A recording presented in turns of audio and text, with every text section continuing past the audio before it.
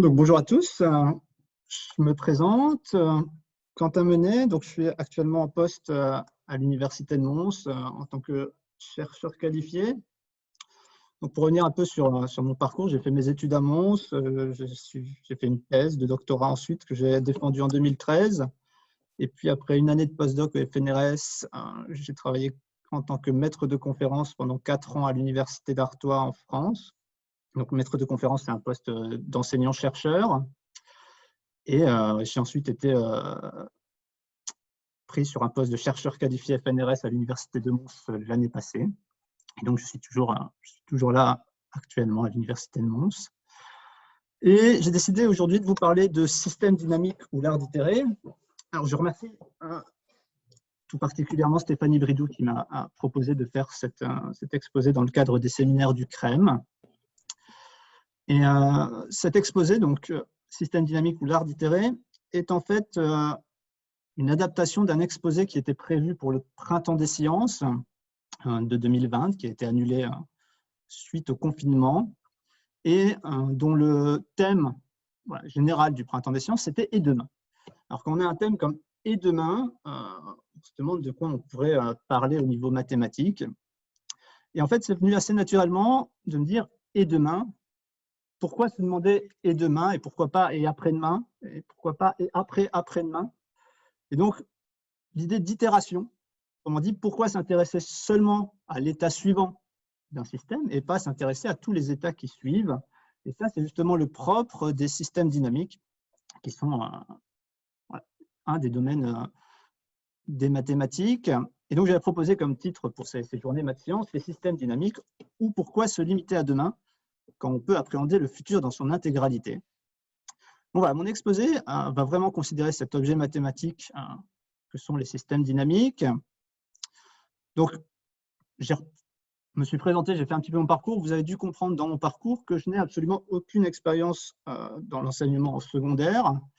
Donc, voilà, il faut pas, mon exposé n'aura pas pour but de vous donner de nouveaux outils didactiques pour l'enseignement de différents objets mathématiques. Je serais bien incompétent de faire cela. Mais par contre, j'espère que voilà, les objets mathématiques que je vais vous présenter, qui sont des objets du niveau de maths de secondaire, voilà, pourront peut-être être vus sous un nouveau jour de par cet exposé. Et si jamais certains d'entre vous avaient des idées d'adaptation ou d'utilisation dans le secondaire, eh bien, j'en serais très ravi. Voilà, donc les systèmes dynamiques, vous allez voir que la définition va être très rapide. C'est juste une paire, donc vous vous donnez deux choses. Grand X, un ensemble absolument quelconque.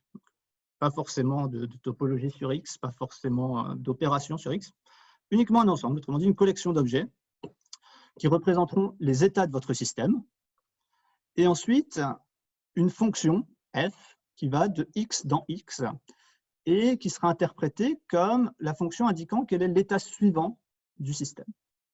Autrement dit, si votre système commence en un état petit x, eh bien la fonction f vous dit quel est l'état suivant. L'état suivant, c'est f de x. Et bien évidemment, tout le but de ces systèmes dynamiques, c'est d'être itéré, c'est-à-dire qu'après avoir cherché l'élément suivant, f de x, vous allez recommencer et vous allez obtenir le deuxième état qui va suivre l'état x, l'état f2 de x. Alors, pour que ça soit clair, parce que ça va apparaître tout le temps dans mes slides, le 2 qui est ici, ça n'a rien à voir avec un nombre réel à une certaine puissance.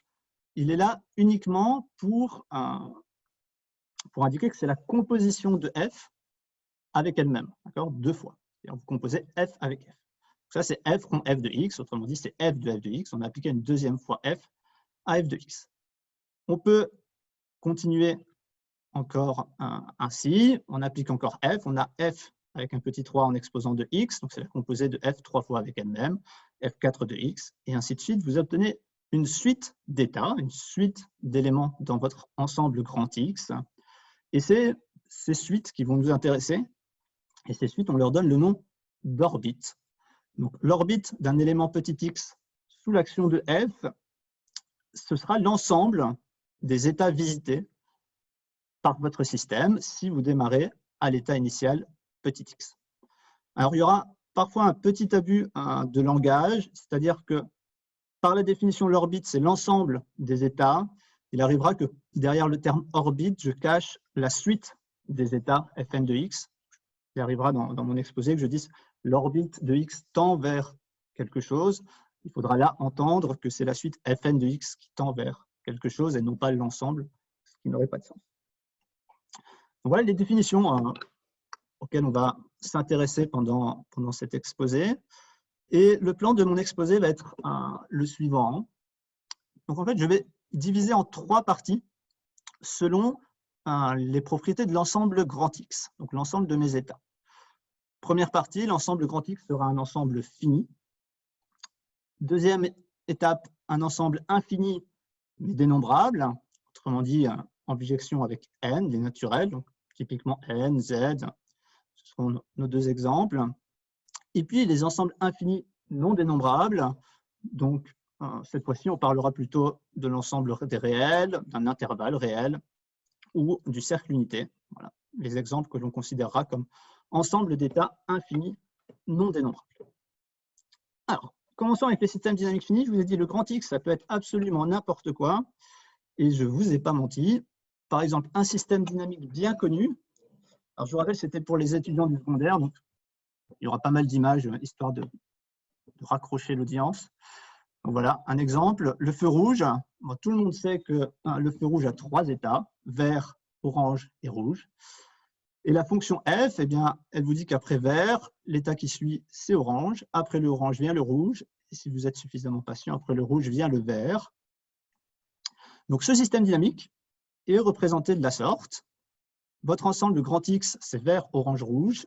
Et votre fonction f qui va de grand X dans grand X. À vert, elle fait correspondre orange. À orange, elle fait correspondre rouge. Et à rouge, elle fait correspondre vert. Bon, c'est un exemple très simple, mais ça permet de s'habituer aux notations. Donc, ça vous permet de dire que voilà, f de vert, c'est orange. Si je fais f2 de vert, c'est-à-dire j'applique 2 fois f à vert, j'arrive 2 états plus loin, je serai à rouge. f3 de vert, on revient sur vert, et ainsi de suite. Donc, au niveau de l'orbite, eh bien l'orbite, c'est tous les états que vous visitez dans l'orbite, quand vous regardez les itérés de f appliqués à vert, ben, vous les visitez tous. Donc, vous avez vert, orange, rouge, autrement dit, tout l'ensemble grand X. Et ce sera la même chose si vous regardez l'orbite d'orange ou si vous regardez l'orbite de rouge. Alors, cet exemple très simple va quand même me permettre d'introduire encore 2 notions qui vont nous suivre pendant tout l'exposé. Ce sont les notions de points périodiques et ce que je vais appeler des points générant l'espace. Alors, qu'est-ce qu'un point périodique? Un point périodique, c'est un élément petit x de mon ensemble grand X qui aura pour propriété qu'après avoir appliqué f un certain nombre de fois, je reviens exactement sur x. Notez que le n est plus grand que 1, sinon ce serait toujours vrai. Donc, vous revenez en x après avoir itéré au moins une fois votre fonction f. Et comme souvent, quand on définit une notion de périodique, le plus petit n qui va vérifier cette égalité, c'est ce qu'on appellera la période de x. Autrement dit, dans notre exemple du feu rouge, ce que l'on a vu, c'est que vert était un point périodique de période 3, puisque f3 de vert, c'était vert. On aurait pu faire la même chose avec orange ou rouge. Ce sont tous les 3 des points périodiques de période 3. Et à côté de ça, il y a une autre notion qui semble relativement différente. C'est un point qui génère l'espace. Et ça, c'est tout simplement un point dont l'orbite a visité tous les états de votre système. Donc, l'orbite, c'est l'ensemble grand X. Et à nouveau, si on regarde le feu rouge, eh bien, les 3 généraient l'espace. Ce qui veut dire que ces notions, quand même de nature différente, sur ce simple exemple, peuvent coïncider. Vous avez que tous les points génèrent l'espace et tous les points sont périodiques. Voilà, donc le but de l'exposé va être vraiment de s'intéresser à ces 2 notions, point périodique, point générant l'espace, et de voir ce que l'on peut en dire. Et voilà, j'espère que vous trouverez tout cela suffisamment naturel pour vous dire que ce sont des notions qu'un étudiant secondaire peut s'approprier. Et j'espère que sur les petites preuves que je ferai, vous aurez l'impression que ce sont des choses qui pourraient être intéressantes pour des étudiants du secondaire également. Okay. Alors, L'idée de ma présentation, ça va être très souvent de regarder des systèmes dynamiques particuliers, comme on l'a fait pour le feu rouge, et puis à la fin de chaque section, essayer d'en tirer des propositions, des résultats que l'on prouvera formellement. Donc, voilà, une série d'exemples pour se donner une intuition, et puis on essaiera ensemble de généraliser ce que l'on a pu observer sur les exemples. Donc, c'est un exposé qui était prévu pour le printemps des sciences, juste avant Pâques, d'où les œufs en chocolat, et d'où le fait que votre frère et vous avez ramassé 11 œufs en chocolat. Alors, je ne suis pas sûr que vous ramassiez encore les œufs avec votre frère, mais il faut supposer que vous êtes dans cette situation. Et, malheureusement, votre mère oblige celui d'entre vous qui en a le plus à en donner un à l'autre. Qu'est-ce que ça va donner comme système dynamique? Je suppose que tous les œufs ont été ramassés. Autrement dit, vous avez actuellement un nombre d'œufs compris entre 0 et 11. Donc ça, c'est votre ensemble d'états. Et au vu de ce que votre mère vous oblige à faire, la fonction qui va définir l'état suivant est la suivante. Si vous démarrez avec moins de 5 œufs, ça veut dire que votre frère en a plus de 6. Donc c'est vous qui en avez le moins. Votre frère doit vous en donner un et vous passez à x plus 1 œufs en chocolat. Si vous démarrez avec plus de 6 œufs, c'est vous qui en avez le plus et vous devez dès lors en donner un à votre frère et vous passez à l'état x-1. Alors, si jamais vous voulez proposer ça à vos enfants, n'hésitez pas, vous allez les occuper un certain temps s'ils n'arrivent pas à se mettre d'accord. Notamment si l'un commence avec 3 œufs, celui qui en a le moins, il en reçoit 1, il passe à 4. Il en a toujours moins que l'autre, il passe à 5. Il en a toujours moins que l'autre, il passe à 6. À 6, c'est lui qui en a le plus, il en donne un à l'autre, il repasse à 5, puis il repasse à 6, il repasse à 5. Bon, s'ils n'arrivent pas à se mettre d'accord, vous en avez pour un moment. Donc, l'orbite de 3, d'accord, ici, on voit que ce sera donné par l'ensemble 3, 4, 5, 6, puisqu'après, vous allez simplement passer de l'état 6 à l'état 5, et puis de l'état 5 à l'état 6. Qu'est-ce que l'on peut dire sur les deux notions que l'on a vues ensemble, à savoir les points périodiques et les points générant l'espace? Je pense qu'il est relativement clair qu'ici, on a débusqué 2 points périodiques, 5 et 6, et que ce seront tous les deux des points périodiques de période 2. En effet, on voit bien que 5, si on lui applique 2 fois f, on retombe sur 5, et 6, si on lui applique 2 fois f, on retombe sur 6. Et ce sont les seuls points périodiques, 5 et 6. Et en ce qui concerne les points générant l'espace, si vous avez bien compris ce qui va se passer, vous devriez pouvoir déduire qu'il n'y en aura pas dans ce système dynamique, étant donné que si vous démarrez avec moins de 5 E, vous n'en aurez jamais 7, puisqu'à partir du moment où vous arriverez à 6, vous allez redescendre à 5. De la même manière, si vous démarrez avec plus de 6 E, vous n'en aurez jamais 4, puisque dès le moment où vous arriverez à 5, votre frère devra vous en redonner un et vous remonterez à 6. Donc sur ce système, assez différent du feu rouge, on n'a cette fois-ci aucun point qui ne génère l'espace. Par contre, on a 2 points périodiques de période 2 qui sont x égale 5 et x égale 6. Et alors, en fait, l'ensemble 5, 6, c'est ce qu'on va qualifier d'attracteur global. Je ne vais pas donner formellement la définition, mais l'idée est que peu importe l'état dans lequel vous allez démarrer, si vous regardez l'orbite va finir par rentrer, votre suite Fn de x va finir par rentrer dans l'ensemble 5, 6, peu importe le point où vous commencez votre système. Donc voilà notre deuxième système dynamique dans le cas où l'ensemble x est fini. On va en voir un troisième. Donc on vient de se partager des œufs en chocolat. On suppose qu'avec votre frère, vous êtes mis d'accord à un moment donné pour arrêter de se les passer. Et donc vient le moment de les manger. Alors, ça veut dire que vous avez un nombre d'œufs en chocolat entre 0 et 11. Si vous en avez 11, votre frère est très conciliant. Et vous décidez de les manger. Autrement dit, l'état suivant, c'est x moins 1 si x est différent de 0. C'est 0. Si vous aviez déjà plus d'œufs, vous ne pouvez pas faire grand-chose.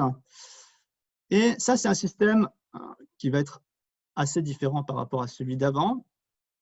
Bon, l'orbite est relativement simple, d'accord. Si vous avez 3, 3, 2, 1, 0, et puis etc. L'orbite de 3 ici. Mais je veux dire, au point de vue des points périodiques et des points générant l'espace, eh bien, on a un point périodique qui est 0, qui est même appelé un point fixe parce que c'est un point périodique de période 1. Point fixe parce que f de x égale x. Et vous avez un point qui génère l'espace, qui est 11.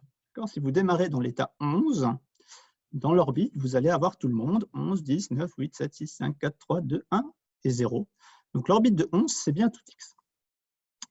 Donc, pour ce système, on a un point périodique, un et un seul, et on a un point qui génère l'espace, c'est x égale 11. Okay, donc on a vu 3 exemples, et on va essayer de déduire ensemble ce qui est possible d'avoir dans le cas des systèmes dynamiques finis, en ce qui concerne les points périodiques et les points qui génèrent l'espace. Alors, si on regarde ces 3 exemples, du point de vue des points périodiques, on a vu que dans le premier exemple, donc le feu rouge, tout le monde était un point périodique. Le deuxième, le partage des œufs en chocolat, on avait 2 points périodiques. Ici, le troisième exemple, on a un point périodique. Bon, la question qui se pose, c'est, dans chaque exemple, j'avais des points périodiques, est-ce que j'en ai toujours? Eh bien, la réponse est oui. Quand votre système est fini, vous avez toujours au moins un point périodique. Alors, le but de ces petites preuves, que je pense relativement simples, en tout cas l'intérêt que j'y vois, c'est que ce sont des preuves dont vous pouvez vous convaincre sans écrire formellement de mathématiques. Et si vous avez bien compris l'idée informelle, je pense que les mathématiques derrière ne sont pas difficiles à écrire. Là, vous avez un système, la seule chose que vous savez sur ce système, c'est que l'ensemble X est fini. Donc, qu'est-ce qu'il faut vous imaginer? Vous prenez un état initial petit x et vous imaginez son orbite. Vous allez avoir x, f de x, f de 2x, f3 de x. Vous avez devant vous une suite d'éléments et chaque élément est dans grand X. Bon, mais comme grand X est fini, forcément, ça veut dire que dans votre suite, vous allez devoir revenir sur des éléments que vous avez déjà visités auparavant. Ça, c'est le principe des tiroirs, c'est-à-dire que si vous avez plus de chaussettes que de tiroirs, il y a forcément un tiroir dans lequel il y aura plusieurs chaussettes. Eh bien, là, vos tiroirs, c'est l'ensemble X, et vos chaussettes, ce sont tous les éléments Fn de X que vous allez ranger dans le tiroir qui lui correspond. Et donc, forcément, vous allez avoir 2 éléments, 2 itérés distincts, n et m, tels que vous avez l'égalité Fn de X égale Fm de X. Et ça, le fait d'avoir 2 éléments égaux dans l'orbite, en fait, ça vous dit que Fm de X est dans l'orbite de Fn de X, puisque n est strictement plus petit. Et ça vous dit également que Fn de X est un point périodique. Donc, vous avez prouvé votre proposition. Alors, formellement, voilà, si je donne un nom à Fn de X, je l'appelle Y. Ce que je viens de dire, c'est que cette égalité, elle est impliquée que F de m-n de Y, donc ça, c'est l'itéré qui vous permet de passer du Fn au Fm. Et ça va être égal à Y, donc votre Y est périodique. Et la seule propriété qu'on va utiliser, c'est que, donc Y c'est Fn de X par définition, c'est que Fm-n de Fn de X, c'est Fm de X. Donc c'est la même règle que pour les exposants sur les réels, tout simplement parce qu'ici, ça veut dire vous composez m-n fois f avec elle-même, puis vous la composez avec une composée n fois de f avec elle-même, donc en tout, vous avez composé f m fois avec elle-même, vous obtenez Fm de X, par hypothèse, Fm de X était le même élément que Fn de X, autrement dit, votre petit Y. Et donc, dans tout système dynamique fini, il y aura toujours un point périodique. Ce n'était donc pas une coïncidence que dans nos 3 exemples, on a toujours eu au moins un point périodique. Alors maintenant, en ce qui concerne les éléments qui génèrent l'espace, qu'est-ce que l'on a vu? Le feu rouge, tous les éléments généraient l'espace. Le partage, aucun élément ne génère l'espace. Vous commencez à manger vos œufs en chocolat, un élément génère l'espace. La question qui se pose, c'est est-ce que je peux avoir n'importe quel nombre de points qui génèrent l'espace? Et ce qui peut paraître surprenant a priori, c'est qu'en fait la réponse est non. Les 3 exemples que l'on a vus ensemble sont les seuls cas possibles, c'est-à-dire le système a aucun point générant l'espace, un unique point générant l'espace, ou tout le monde génère l'espace. Cette proposition dit qu'il y a uniquement 3 cas possibles, donc il y a 2 choses à prouver dans cette proposition. La première, c'est que ces 3 cas sont possibles. La deuxième, c'est qu'il n'y en a pas d'autres.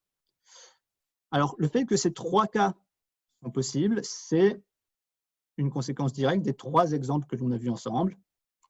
D'accord? Donc, pas de point générant l'espace, c'était le partage. Un point, c'était quand vous mangez vos œufs. Et tous les points de X génèrent l'espace, c'était le feu rouge. Donc, les 3 cas sont possibles.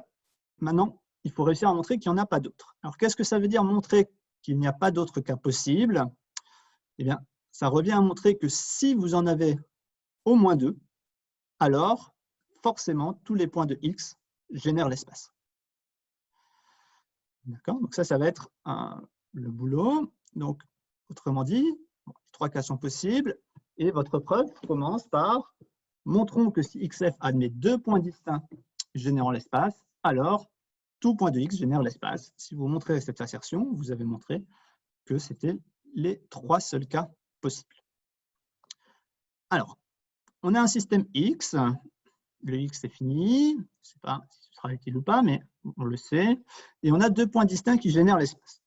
Qu'est-ce que ça veut dire qu'un point génère l'espace? Ça veut dire que dans son orbite, on va retrouver tout le monde. Bon. Alors, si je me donne un nom pour ces 2 points qui vont générer l'espace, l'un je l'appelle Y et l'autre je l'appelle Z, qui sont des éléments de grand X.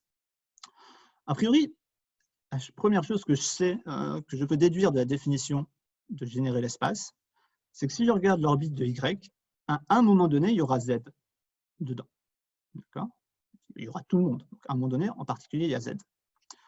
Mais comme Z génère l'espace, forcément, dans l'orbite de Z, à un moment donné, il doit y avoir Y. Qu'est-ce que je peux déduire de cela?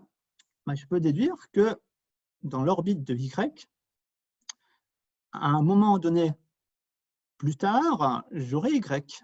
Et ça me dit exactement que Y est un point périodique.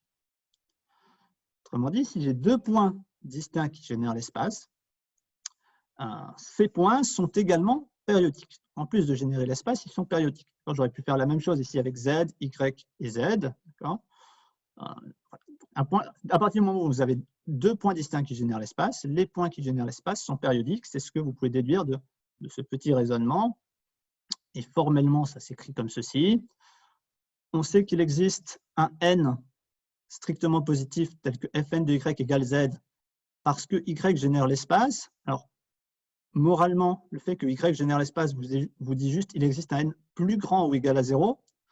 Mais comme Y et Z sont différents, cette égalité ne peut pas arriver pour le n égale 0. Donc, n est strictement positif. De la même manière, pour m, on a un m strictement positif, tel que Fm de Z, ce sera le Y. Ça vous dit formellement que si à Y, vous appliquez Fn plus m, autrement dit, ça revient à appliquer Fn puis Fm. En appliquant Fn, vous arrivez sur Z, et en appliquant Fm à Z, vous retournez sur Y. Donc, Y est bien un point périodique d'une période qui divise n plus m. On ne sait pas si ça, c'est l'itéré minimal, mais en tout cas, cet itéré-là fonctionne. Alors, bon, on a déduit que Y était périodique, mais c'est relativement loin de l'objectif qu'on voulait atteindre. Nous, ce qu'on voulait montrer, c'était que tous les points génèrent l'espace. Alors, prenons X quelconque. On a envie de montrer que X génère l'espace. Qu'est-ce que l'on fait? On prend un X' quelconque et on essaie de montrer que X' est dans l'orbite de X. Si on arrive à faire ça, eh bien, comme c'est pour tout X' et pour tout X, on aura que tous les éléments génèrent l'espace. Et là, on repense à ce qu'on vient de montrer. Le Y est un point périodique. C'est-à-dire que dans l'orbite de Y, à un moment donné, j'ai Y, à un autre moment, j'ai Y, et ainsi de suite.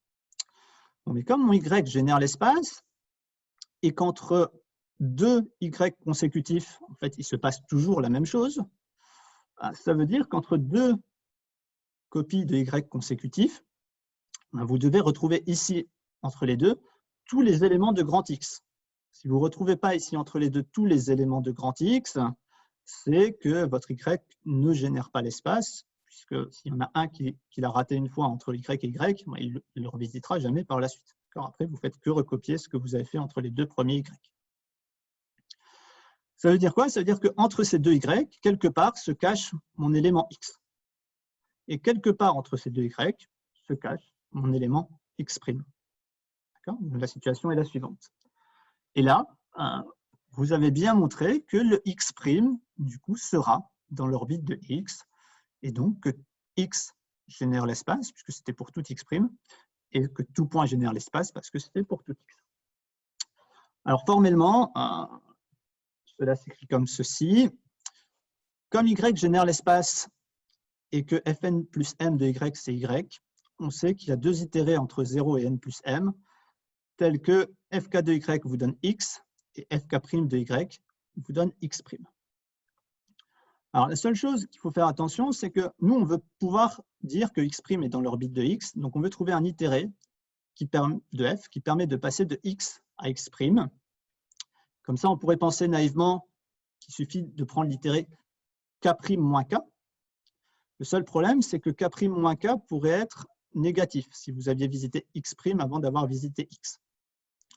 Et donc, l'astuce, c'est qu'au lieu de dire que X' c'est Fk' de Y, on utilise le fait que quand on avance de n plus m itérés pour Y, ça ne change rien. Et donc, X', c'est aussi Fk' plus n plus m de Y. Et du coup, l'itéré qu'il faut pour passer de celui-là à celui-là, c'est n plus m plus K' moins K. Et ça, c'est forcément positif parce que le K était plus petit que n plus m. Le K' est positif. Et alors, si on l'écrit, tout fonctionne bien, c'est-à-dire que Fn plus m plus K' moins K de X, X, c'est Fk de Y. Bon, vous mettez ces deux compositions ensemble, ça vous fait une composition à la puissance n plus m plus K'. Ça, c'est pareil que Fk' de Fn plus m de Y. Fn plus m de Y, c'est Y. D'accord, c'est ce qu'on a montré ici. Donc, vous obtenez Fk' de Y, qui est X'. C'est exactement ce que, formellement, ce que l'on avait vu sur les dessins précédents. Voilà, et puis, bon, vous pouvez conclure comme je l'ai dit, c'est-à-dire que là, on vient de déduire que X' était dans l'orbite de X. On sait que cela est vrai pour tout X', donc X génère l'espace. On sait que cela est vrai pour tout X, donc tout point génère l'espace. Vous voyez que sur un système fini, qui est quand même quelque chose de relativement simple, on a des choses relativement intéressantes qui se passent. C'est-à-dire qu'on a toujours un point périodique, et pour les points qui génèrent l'espace, on ne peut pas en avoir autant qu'on veut. On en a 0, 1 ou tout le monde.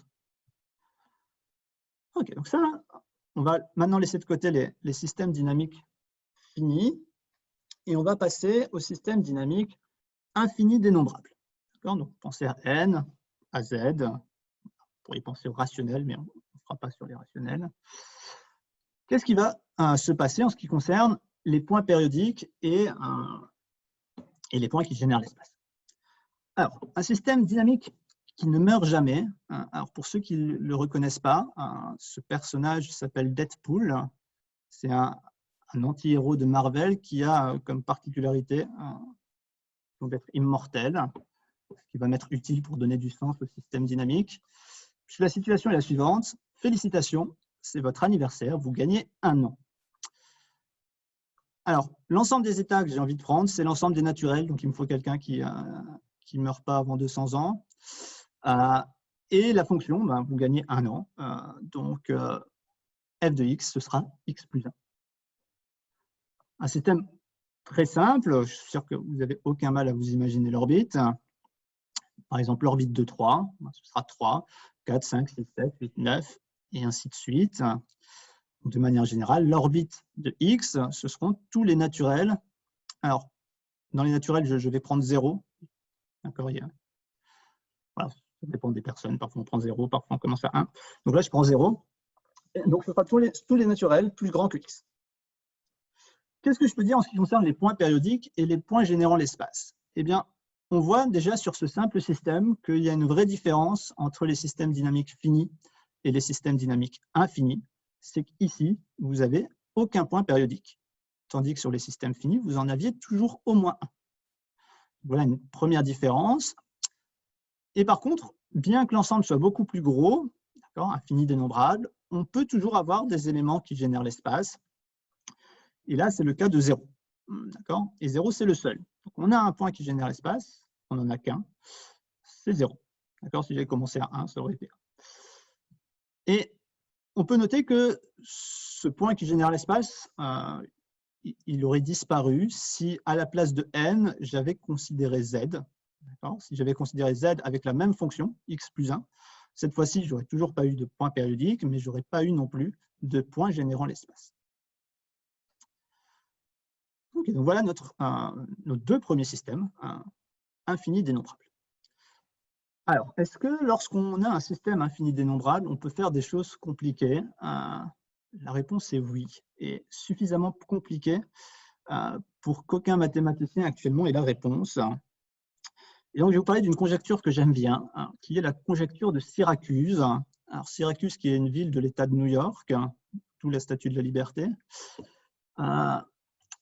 Et c'est une conjecture qui concerne ce système dynamique d'apparence très simple, d'accord? X, c'est tous les naturels, mais cette fois-ci, on ne prend pas 0. C'est ce qu'indique la petite étoile.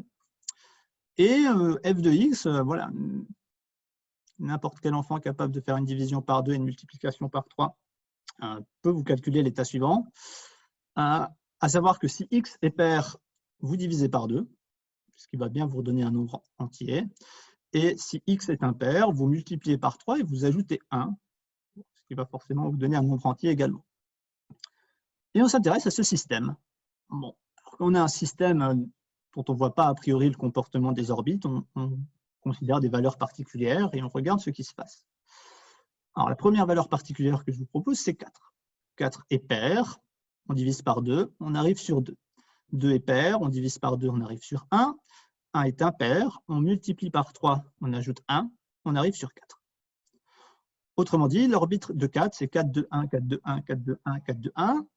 Donc, on se rend compte déjà que 4, 2 et 1 sont des points périodiques de période 3. Bon. Alors, continuons. Là, on a 1, 2 et 4 qui sont des points périodiques de période 3. Qu'est-ce qui se passe pour 3 ? 3 est impair. J'arrive sur 10, je divise par 2, 5, fois 3 plus 1, 16. Alors là, j'arrive sur une puissance de 2. Quand vous arrivez sur une puissance de 2, la suite est relativement simple. C'est que vous divisez par 2, encore et encore, jusqu'à arriver à 1. Et une fois que vous êtes à 1, vous refaites 1, 4, 2, 1, 1, 4, 2, 1, 1, 4, 2, 1, et ainsi de suite. Donc, ceci, c'est votre orbite. L'orbite de 3, c'est ça. Bon, je dis OK. Regardons ce qui se passe pour 7. D'accord ? Eh bien, pour 7, fois 3 plus 1, 22, divisé par 2, 11, fois 3 plus 1, 34, 17, 52, 26, 13, 40, 20, 10, 5, 16, 8, 4, 2, 1. 4, 2, 1, 4, 2, 1, 4, 2, 1. On a là 3 exemples. Néanmoins, si on se dit qu'on veut faire un pronostic sur base de ces 3 seuls exemples, on est en droit de se demander est-ce que toute orbite finit par faire 4, 2, 1, 4, 2, 1, 4, 2, 1. Autrement dit, est-ce que toute orbite contient 1, est-ce que toute orbite contient 4, toute orbite contient 2, c'est la même question. Eh bien ça, on n'en sait rien, et c'est pour ça qu'on appelle ça une conjecture. Et c'est une conjecture qui tient depuis un bon moment, puisque dès les années 60, beaucoup de mathématiciens se sont attelés à prouver cette conjecture, et actuellement, nous n'avons aucune preuve. Alors, il y a une petite histoire drôle qui est liée à cette conjecture, c'est qu'on raconte que ce sont les soviétiques qui ont proposé ce problème aux universités américaines, de sorte à ce que tous les chercheurs en mathématiques se concentrent sur cette conjecture et, n'arrivant pas à la prouver, perdent beaucoup de temps et ainsi ralentir voilà, la recherche en mathématiques en période de guerre froide. Bon, c'est une légende, mais en attendant, c'est vrai que beaucoup de chercheurs se sont attelés à résoudre cette conjecture et qu'actuellement, aucun n'a réussi. Cependant, si je devais faire un pari avec vous, je vous parierais que si vous me donnez un nombre, l'orbite finira par 4, 2, 1. Et alors, j'ai de grandes chances de gagner parce que l'outil informatique peut générer les orbites de différents éléments et voir si on finit sur 4, 2, 1. Et donc, on sait quand même qu'en dessous de 6 milliards de milliards, tous les nombres finissent sur 4, 2, 1. Alors, à part si vous aviez eu l'idée de me proposer un nombre plus grand que 6 milliards de milliards, j'ai gagné mon pari. Donc, l'outil numérique laisse penser que la conjecture doit être vraie, mais d'un autre côté, qu'est-ce que c'est 6 milliards de milliards par rapport à l'ensemble du naturel? On est peut-être totalement faussé, peut-être c'est faux, c'est juste que le premier contre-exemple arrive après 6 milliards de milliards. Alors, nous, on ne va pas essayer de prouver ça. Nous, ce qui nous intéresse, c'est les points périodiques et les points qui génèrent l'espace. On sait déjà qu'on a des points périodiques. On ne va pas être capable de prouver qu'il n'y en a pas d'autres. C'est une des possibilités pour contredire cette conjecture, c'est qu'il y a un autre point périodique. Par contre, on peut affirmer que pour ce système, il n'y a aucun point générant l'espace. Alors, pour quelle raison? Eh bien, imaginez que vous ayez un point qui génère l'espace dans ce système. Ça veut dire qu'à un certain moment, dans l'orbite de ce point, appelons X, vous allez devoir visiter l'état 4. Puisque vous générez l'espace, donc forcément, à un moment donné, vous arrivez sur 4. Et à partir du moment où vous allez arriver à l'état 4, vous allez toujours faire 4, 2, 1, 4, 2, 1, 4, 2, 1. Ce qui veut dire que votre orbite, au final, ce sera simplement un ensemble fini. Si votre orbite est un ensemble fini, ce n'est pas tout l'espace, donc vous ne générez pas l'espace. Donc le fait que pour générer l'espace, vous devez passer par 4, et qu'à partir du moment où vous avez visité 4, vous allez visiter plus rien d'autre que 4, 2, 1, on en déduit que vous n'avez pas de point qui génère l'espace. Voilà, donc on a vu ici 3 exemples. Le premier, pas de point périodique, un point qui génère l'espace. Le deuxième sur Z, ni point périodique, ni point qui génère l'espace. Ici, on a des points périodiques, mais on n'a pas de point qui génère l'espace. Qu'est-ce que l'on peut dire de manière générale sur tout système dynamique, sur un ensemble fini, sur un ensemble infini dénombrable? Eh bien, on peut dire la chose suivante, c'est qu'en fait, les 3 situations que je vous ai présentées sont les seules possibles. Ça veut dire que soit vous avez exactement un point générant l'espace et pas de point périodique, c'était le cas de n avec f de x égale x plus 1. Soit vous avez au moins un point périodique et pas de point générant l'espace, c'est le cas du système de la conjecture de Syracuse. Soit vous avez ni point périodique ni point générant l'espace, c'est le cas de z avec f de x égale x plus 1. Donc, on sait déjà que ces 3 cas sont possibles. Ce qu'on doit montrer, c'est qu'il n'y en ait pas d'autres. Alors, quand on a comme ça 3 cas possibles, ce n'est pas facile en première lecture de remarquer les cas qui ne sont pas couverts. Donc, je le fais avec vous. En fait, le 2 et le 1 vous disent que les points générant l'espace et les points périodiques ne peuvent pas cohabiter. En fait, ce qui est exclu par ces 3 cas, c'est d'avoir à la fois un point générant l'espace, au moins un point générant l'espace, et à la fois un point périodique. Donc ça, c'est une situation qui n'est pas reprise. Et l'autre situation qui n'est pas reprise, c'est d'avoir plus de 2 points générant l'espace.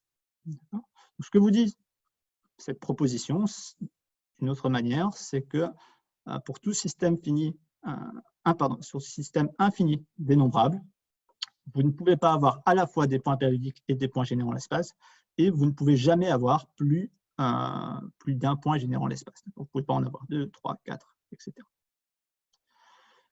Alors, la preuve, en fait, tout a déjà été plus ou moins fait. Donc ça, ce sont les 2 assertions que l'on doit prouver. Donc on ne peut pas avoir à la fois un point générant l'espace et un point périodique, et on ne peut pas avoir 2 points générant l'espace. Alors, ce que je vais écrire comme preuve ici, c'est en fait reformuler de manière plus générale les arguments que j'ai utilisés avec vous pour vous convaincre qu'il n'y avait pas de point générant l'espace dans le cas de la conjecture de Syracuse. En fait, l'idée était laquelle? C'est que si vous avez à la fois un point générant l'espace et un point périodique, dont j'indique ici la période par la lettre petit p, vous savez que dans l'orbite de ce point générant l'espace, il y aura le point périodique. Donc, il existe un n tel que fn de x égale y. Exactement l'argument que j'ai utilisé pour vous dire qu'à un moment donné, vous alliez visiter l'état 4. Là, c'est la même chose avec y, un point périodique.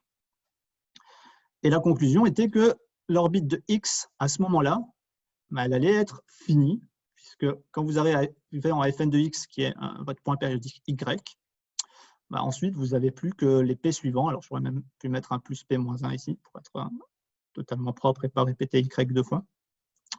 Mais dans tous les cas, votre orbite est finie. Votre ensemble grand X, lui, était infini. Donc, vous avez une contradiction. Donc, vous ne pouvez pas avoir à la fois un point générant l'espace et un point périodique pour la simple raison que le point générant l'espace devra visiter le point périodique et qu'à partir de là, son orbite sera automatiquement finie. Deuxième résultat, c'est qu'on ne peut pas avoir deux points générant l'espace ou plus, d'accord? Et la raison est la même que celle qu'on a utilisée dans le cas des systèmes dynamiques finis. C'est-à-dire qu'à partir du moment où vous en avez deux distincts, vous pouvez déduire que ces points sont également périodiques. Donc, c'était l'idée que si vous avez deux points générant l'espace, Y et Z, Z est dans l'orbite de Y est dans l'orbite de Z, et du coup, Y est dans l'orbite de Y. C'est-à-dire Y est périodique. Or, Y ne peut pas être périodique puisqu'il est censé générer l'espace. L'espace, ici, c'est un ensemble infini. Et s'il est périodique, son orbite est forcément un ensemble fini. À nouveau, vous avez votre contradiction. Voilà deux preuves relativement courtes concernant ces deux faits, où je pense qu'on peut réussir à se convaincre sans rien écrire de la véracité de ces assertions. Et où après, voilà, ça peut être un bon entraînement pour écrire peut-être ces premières preuves. Ok, donc ça clôture les systèmes dynamiques infinis dénombrables. Et on va maintenant s'attaquer à la plus grosse partie, les systèmes dynamiques infinis non dénombrables. Alors, la première chose d'entrée qu'il faut se dire, c'est que si votre X est un ensemble infini non dénombrable, vous pouvez complètement oublier les points générant l'espace. Dans le cas infini dénombrable, c'était encore possible. Pas plus de 1, mais 1, c'était encore possible. Dans le cas des ensembles infinis non dénombrables, vous n'avez absolument aucune chance, pour une raison très simple, c'est que votre orbite, c'est un ensemble dénombrable. À partir de là, votre orbite ne peut pas être égale à X, qui lui est non dénombrable. Du coup, on ne discutera pas du tout des points générant l'espace.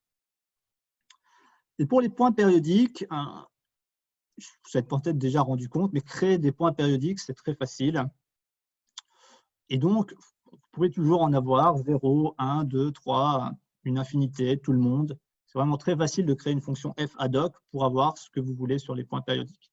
Par exemple, vous voulez que tout le monde soit périodique, vous prenez f de x égale x, comme ça c'est réglé. Vous êtes sûr que tous les points sont périodiques et sont même des points fixes. Si vous voulez un unique point périodique, ou si vous en vouliez un nombre fini, vous pourriez aussi trouver un exemple. Vous prenez f de x égale 2x. D'accord, mon espace ici, c'est R. Ça a un unique point périodique, qui est en fait un point fixe, c'est 0.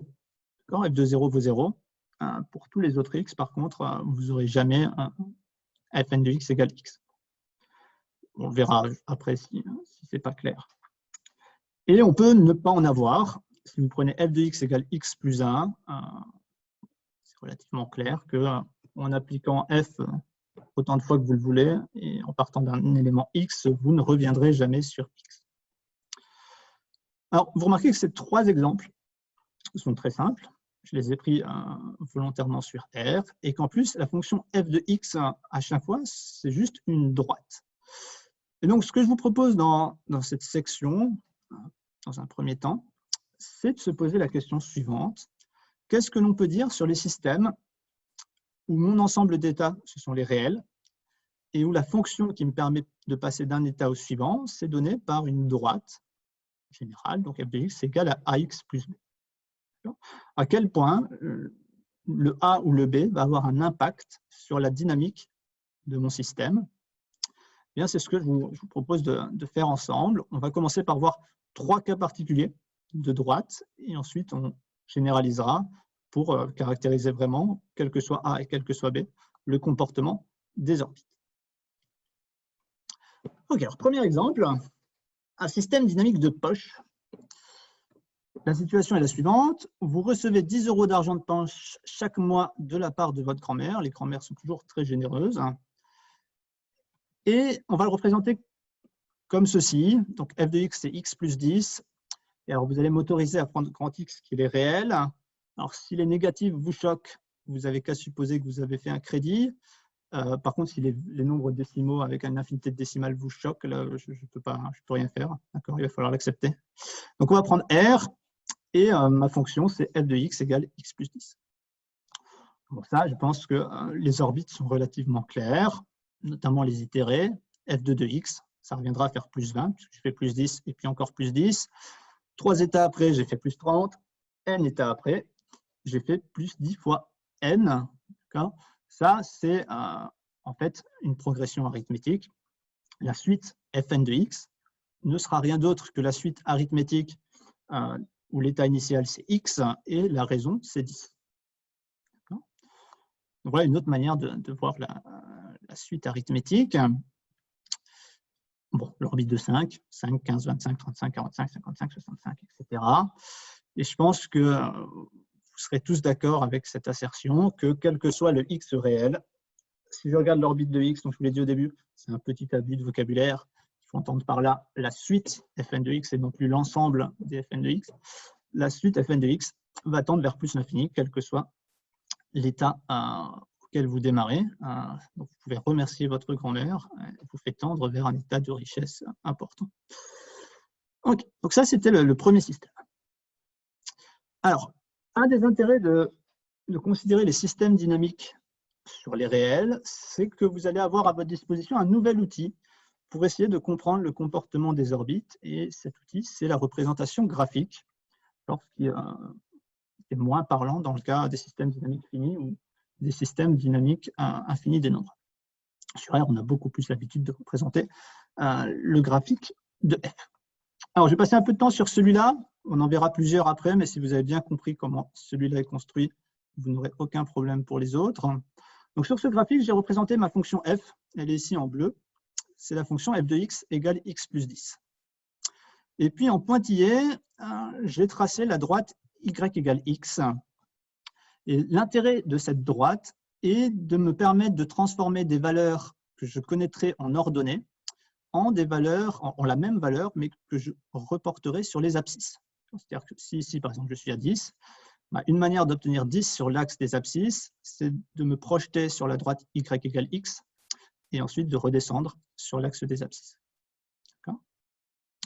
Et ce qui est quand même relativement plaisant, c'est qu'on va être capable de représenter l'orbite de f agissant sur x0 sans avoir à représenter le graphique de f composé avec elle-même ou de f3, f4, etc.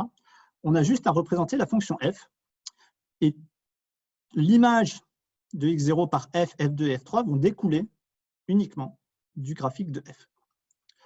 Alors, comment on le fait? Eh bien, vous prenez votre état initial x0, vous vous intéressez à f de x0, ça, on a l'habitude, f de x0, il suffit de remonter jusqu'à la fonction, et on sait que si ici, je regardais l'ordonnée atteinte, ça, ce serait f de x0. Et moi, ce qui va m'intéresser, c'est de réappliquer f à f de x0, avoir l'état encore après.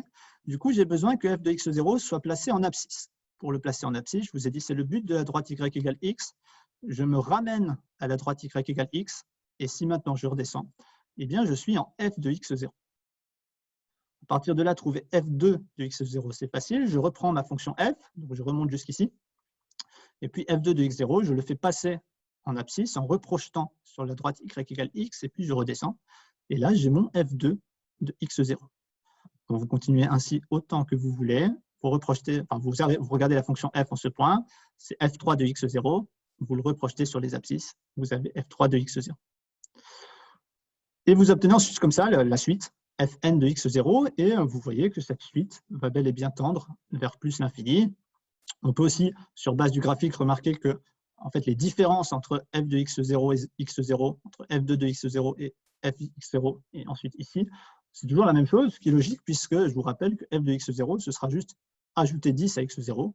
Ici, vous avez encore ajouté 10, vous avez encore ajouté 10. Donc, on voit bien la régularité en ce qui concerne les différences, qui provient du fait que vous êtes en train de construire une suite arithmétique. Voilà le premier exemple graphique, et j'essaierai à chaque fois de refaire un graphique pour chaque exemple que l'on va voir ensemble en ce qui concerne les fonctions définies sur R. Ok, donc maintenant, au lieu de vous reposer sur l'argent que vous donne votre grand-mère, vous décidez très sagement de placer votre argent sur un compte épargne. Alors, ça aurait été très sage il y a quelques années. Maintenant, ça rapporte en tout cas beaucoup moins. Néanmoins, vous remarquez que je suis très généreux. Je vous offre un intérêt de 1%, ce qui n'est pas facile à trouver en ce moment. Alors, qu'est-ce que ça va faire, un taux d'intérêt de 1%? À nouveau, je suppose que vous pouvez avoir contracté un crédit, donc je m'autorise les négatifs et je m'autorise n'importe quel nombre à virgule. Et l'idée, c'est que l'étape d'après, donc ce sera mon argent un an après, pour l'obtenir, qu'est-ce que je fais? J'ai ma somme X, je gagne 1%, donc je lui ajoute 1% de X, ce qui revient à prendre 101% de X, donc à multiplier X par 1,01. Alors, si vous faites cela et que vous appliquez f plusieurs fois, qu'est-ce qu'il va se passer? Eh bien, en appliquant f 2 fois, je vais faire x fois 1,01, puis encore fois 1,01. Donc, j'aurai fait fois 1,01 au carré. Là, c'est vraiment le carré usuel sur les réels. F3, ce sera 1,01 au cube, etc. Et vous reconnaissez ici une progression géométrique où l'état initial, c'est x, et la raison est donnée par 1,01. Alors, notez que si vous avez 1000 € au départ, un an après, vous avez 1010. Votre grand-mère est bien plus généreuse parce qu'elle vous donne 10 € tous les mois. 2 ans après, vous êtes à 1020,1, ensuite 1030,301, etc., etc. Donc, vous voyez que par contre, l'écart grandit à chaque fois, ce qui est normal pour une progression géométrique. Alors, qu'est-ce que l'on peut dire sur le comportement des orbites? Vu que fn de x, ce sera 1,01 à la puissance n, ceci, on sait que ça tend vers plus l'infini quand n tend vers l'infini. En fait, tout va dépendre du signe de x. Si x est positif, votre orbite tend vers plus l'infini. Si x est négatif, l'orbite tend vers moins l'infini. Et si x vaut 0, vous avez un point fixe, donc un point périodique de période 1, que l'on appellera répulsif. Et je pense que ça se comprend relativement bien, dans l'idée où si votre état initial ce n'était pas 0, en fait, votre orbite va s'éloigner de 0. Dans le cas des positifs, elle part vers plus l'infini. Dans le cas des négatifs, elle part vers moins l'infini. Donc, en ce sens, la valeur 0 est répulsif pour le comportement des orbites. Alors, entre ces deux premiers exemples, vous voyez déjà une différence. C'est-à-dire, dans le premier exemple, toutes les orbites avaient le même comportement. Tout le monde partait vers plus l'infini. Là, on a 3 comportements. Plus l'infini, moins l'infini et un point périodique. Alors, on va à nouveau regarder le graphique. Je vous ai fait là, alors 1,01, je ne suis pas sûr que ce soit 1,01, mais on suppose que c'est le graphique de 1,01 fois x. Ma droite en pointillé y égale x. Et donc, si j'ai un état x0 au début, je projette sur le graphique de f, puis sur la droite y égale x, je reviens, f de x0, je recommence f2 de x0, f3, f4, f5, f6, etc. On voit bien que si mon x0, je l'ai pris dans les positifs, ma suite fn de x va tendre vers plus l'infini. Et le pas entre fn-1 et fn est de plus en plus grand. C'est ici relativement visuel. Bon, si j'avais commencé à 0, je serais resté en 0, parce que c'est un point d'intersection entre le graphique de f et le graphique de y égale x. Donc 0 est point fixe. Et si j'avais commencé dans les négatifs, mon orbite aurait oscillé de cette manière-là, et du coup, ma suite fn de x tendrait vers moins l'infini. Ok, alors on va complexifier un petit peu tout ça. Donc là, on a regardé x plus 10, on a regardé un multiple de x. On va maintenant combiner les deux, à savoir le produit et la somme. Et je suis au regret de vous annoncer, mauvaise nouvelle, qu'il y a 10 € de frais annuels liés à la gestion de votre compte épargne. Déjà que les pourcentages n'étaient pas hauts. Vous avez maintenant 10 € de frais à payer par an. Alors, quelle va être la situation? La situation est la suivante. Vous avez toujours 1%. Bon, donc, vous multipliez par 1,01. Et ensuite, on vous retire 10 € de frais. D'accord? Alors, remarquez qu'on est relativement sympa. C'est qu'on vous retire les 10 € après avoir fait le calcul du pourcentage. Vous n'êtes pas obligé de me remercier, mais notez cet effort de la part de la banque. Alors, qu'est-ce qu'il va advenir de nos orbites? Et bien là, en tout cas pour moi, ce n'est pas du tout clair ce que va donner fn de x et quel sera le comportement de cette orbite selon le x de départ. Est-ce qu'il y aura différents comportements? Est-ce que ce sera toujours le même? Ouais. En tout cas, a priori, je ne trouve pas que c'est très intuitif de déduire le comportement de l'orbite de ce système, bien que la fonction f soit quand même relativement simple. Bon, et quand on n'a pas d'intuition très importante, comme tout le monde, on y va pas à pas.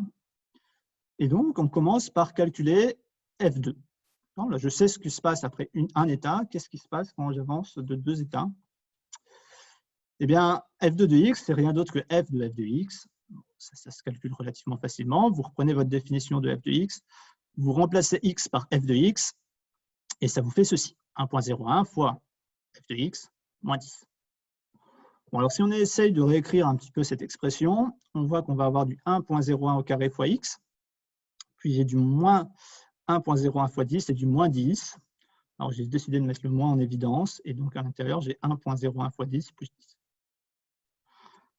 Si je décide courageusement d'encore appliquer f une fois, je me retrouve à devoir faire f de f2 de x, puisque je connais déjà f2 de x, je vais l'utiliser. Et donc, appliquer f à tout ceci, ça revient à faire 1.01 fois tout ceci, moins 10. À nouveau, il va sortir de là 1.01 au cube. Et puis les termes, ici, ça va vous donner, avec, quand vous aurez distribué du 1.01 carré, là, vous allez avoir du 1.01. Et là, vous allez avoir simplement votre moins 10. Vous mettez le moins en évidence, vous avez ceci. Bon, alors si vous avez suffisamment la foi, vous vous dites que là, vous vous sentez capable de conjecturer une formule pour fn de x. Et cette formule, ce serait de mettre du 1.01 à la puissance n fois x. En tout cas, ça marche bien pour les 3 premiers.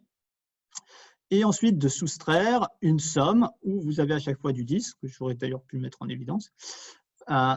Et devant chaque 10, vous avez une puissance de 1.01 et vous allez jusqu'à la puissance n-1.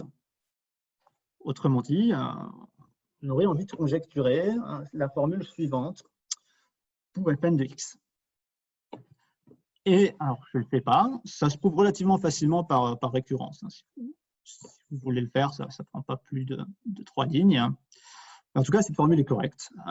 Néanmoins, elle a beau être correcte, dans l'état, ça n'aide pas forcément grandement pour savoir quel sera le comportement de l'orbite. On a au moins une formule pour fn de x, mais voilà, essayer de se faire une intuition sur ce que ça va donner la suite fn de x à partir de ceci, ça paraît relativement difficile. Heureusement, cette parenthèse rouge, c'est quelque chose que les mathématiciens connaissent bien, surtout si on mettait le 10 en évidence.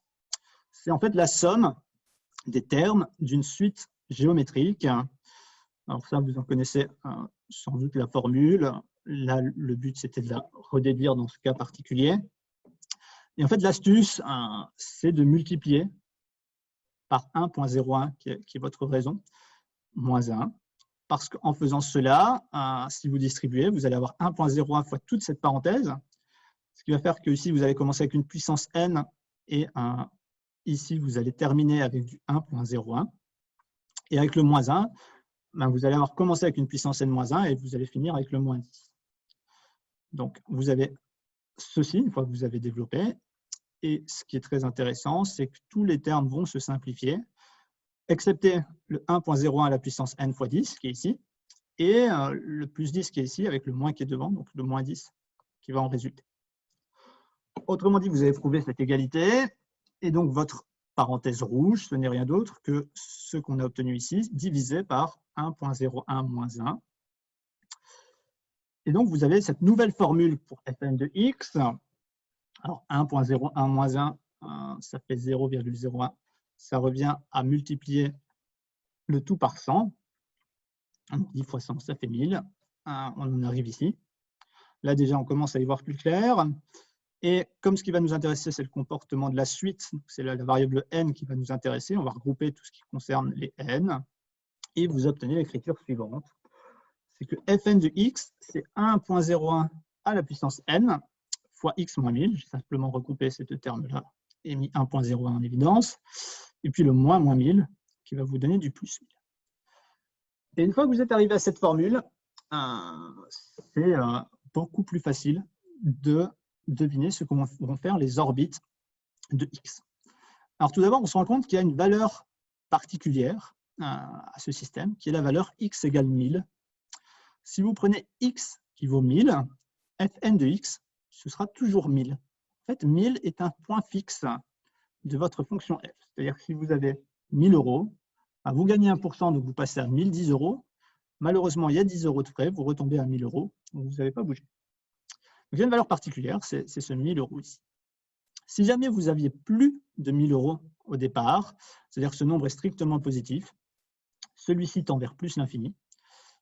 Là, vous faites juste un plus 1000, ça ne va pas changer grand-chose. Donc, si vous démarrez avec plus de 1000 €, vous allez tendre vers plus l'infini. Si vous avez moins de 1000 €, je vous conseille fortement de retirer très rapidement l'argent de votre compte, puisque vous allez tendre vers moins l'infini.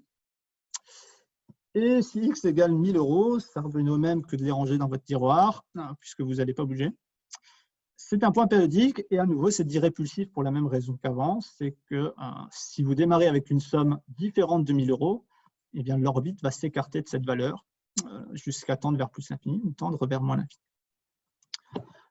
Ok, alors ça, c'est quand même un comportement qui ressemble fort à l'exemple précédent où il n'y avait pas le moins 10, pardon.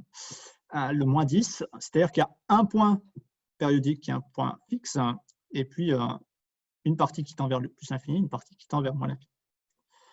Alors, si on regarde le graphique, ce n'est pas étonnant qu'on retrouve le même type de comportement, dans le sens où finalement, lorsque vous voyez ces deux droites, c'est exactement le même que si je n'avais pas mis le moins 10, si ce n'est que mon référentiel, au lieu d'être placé ici, d'accord, que l'origine soit ici, l'origine a été déplacée. Mais le comportement est le même, c'est-à-dire si je suis en 1000, je reste en 1000, si j'étais plus grand que 1000, je partirai, et si je suis plus petit que 1000, comme c'est le cas ici avec x0, eh bien mon orbite va tendre vers moins l'infini. Alors, qu'est-ce que l'on peut dire? Donc là, je vous ai dit, on a vu trois exemples ensemble. Donc, un qui correspondait un peu aux suites arithmétiques, l'autre aux suites géométriques, puis on a fusionné les deux pour faire à la fois un produit et une somme. Qu'est-ce qui se passe de manière générale? Eh bien, on va devoir distinguer en fait trois cas parmi toutes les droites f de x égale ax plus b. La première que l'on a vue ensemble, qui avait un comportement différent des autres, dans le sens où toutes les orbites avaient le même comportement, alors que dans les deux derniers exemples, on avait un point fixe et des comportements différents selon qu'on soit à gauche ou à droite de ce point fixe. Donc, c'était ceux qui étaient de la forme x plus un nombre. Et ceux-là, bon, c'est très facile, je veux dire, de savoir ce qu'ils vont faire. Si b est positif, forcément, toutes vos orbites vont tendre vers plus l'infini. Si b est négatif, toutes vos orbites vont tendre vers moins l'infini. Si b vaut 0, ça veut dire que f de x égale x. Donc, tous les points sont périodiques. D'accord, une autre manière de voir ces convergences, si vous n'étiez pas convaincu d'emblée, c'est que fn de x, c'est juste faire x plus n fois b. D'accord, et à partir de là, de toute façon, il n'y a pas vraiment de mystère. Alors, un autre exemple dont on n'a pas parlé, mais qu'il faut traiter à part. Donc, on a traité le cas a égale 1 à part, c'était le slide précédent.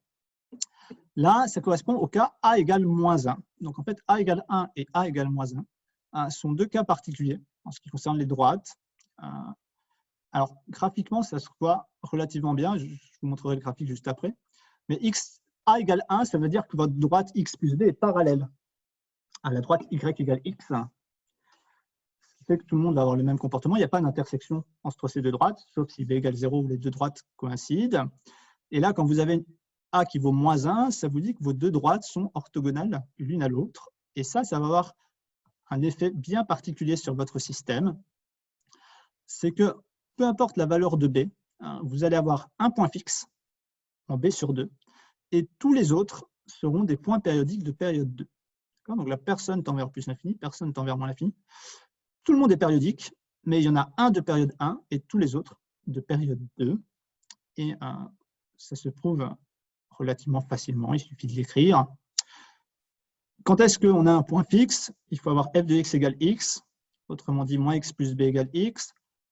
Alors, ça fait b égale 2x ou encore x égale b sur 2. B sur 2 est bien un point fixe et c'est le seul. Et si maintenant on applique 2 fois f, On l'applique une fois, ça fait moins x plus b.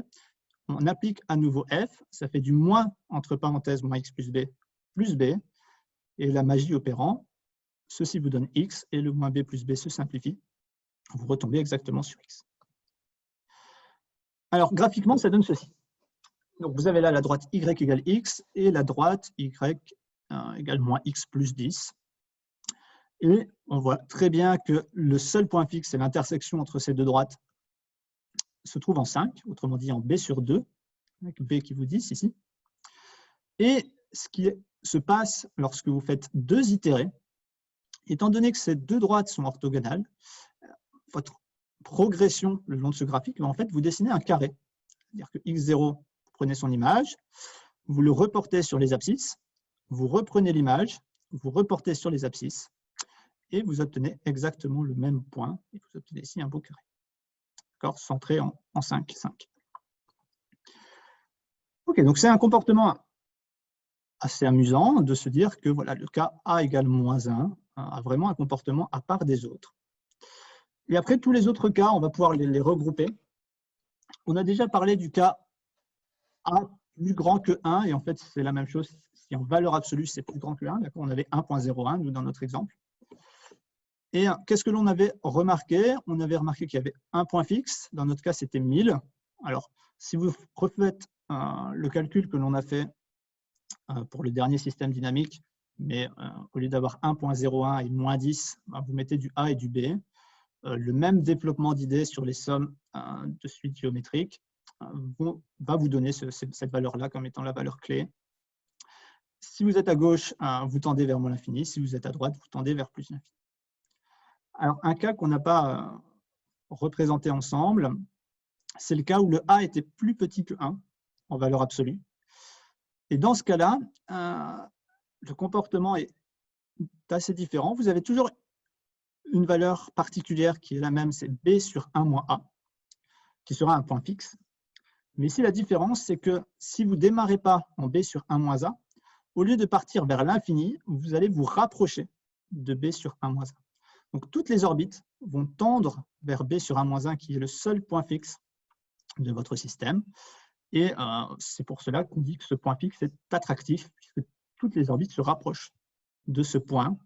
Et pour vous illustrer ce fait, alors, bon, je vous ai mis ici la formule de Fnx que vous obtenez si vous développez si vous simplifiez les sommes d'éléments de progression géométrique. Et on voit bien que là, voilà, c'est le A puissance n qui va mener la danse. On voit bien, de par le quotient, que le cas A égale 1 doit être traité à part. Si ici on avait du moins 1 à la puissance n, la limite n'est pas claire. Donc le cas moins 1 était aussi traité à part. Et par contre, après, on sait très bien que le comportement de cette suite A à la puissance n va simplement dépendre de est-ce que la valeur absolue de A est plus grande que 1 ou plus petit que 1. Plus petit que 1, ça veut dire que tout ça va tendre vers 0. Et donc, on retrouve cette idée que l'orbite tend vers B sur 1 moins A. Si le A est en valeur absolue plus grand que 1, ceci va tendre vers plus l'infini. Cette parenthèse va vous donner le signe, plus l'infini ou moins l'infini. Et de par la différence, le B sur 1 moins A est bien un point fixe. Ok, donc dans le cas valeur absolue de A plus petit que 1, la situation peut être représentée avec quelque chose de ce type-là. Alors, j'ai pris B qui valait 0. L'idée, c'est que ça ne change pas grand-chose, si ce n'est que les deux droites auraient été déplacées et que l'intersection aurait été ici, au lieu d'être en 0. Mais donc, on voit ici que c'est 0 le point fixe et que toutes les orbites vont se rapprocher de 0. Par exemple, si vous prenez un x0 ici, et que vous cherchez f de x0, vous voyez que vous êtes déjà bien rapproché de 0. Ce qui est normal, puisqu'en fait, vous avez divisé par 8. Et puis, vous avez f2, f3, etc., qui va se rapprocher de 0. Ok, donc là, j'ai rempli le contrat de vous décrire l'orbite de tous les systèmes dynamiques R munis d'une fonction f de x qui est de la forme ax plus b. Alors, qu'est-ce qu'on va faire maintenant pour la suite? Eh bien, on va quitter un petit peu les outils mathématiques du secondaire et je vais me permettre de parler très simplement d'ensemble dense. Alors, très simplement dans le sens où je ne vais pas m'attarder sur le sens formel que l'on peut donner à ce terme, mais je vais vous donner les idées équivalentes qui lui correspondent, et c'est sur ces idées-là que l'on discutera. Alors, malgré tout, formellement, je vous rappelle que pour parler de densité, il faut que vous ayez une notion de topologie sur votre ensemble, une distance, une norme.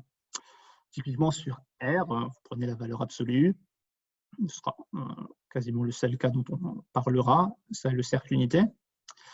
Et être dense, c'est demander l'adhérence de l'ensemble, c'est tout l'espace. Ça, c'est relativement dur de se faire une représentation.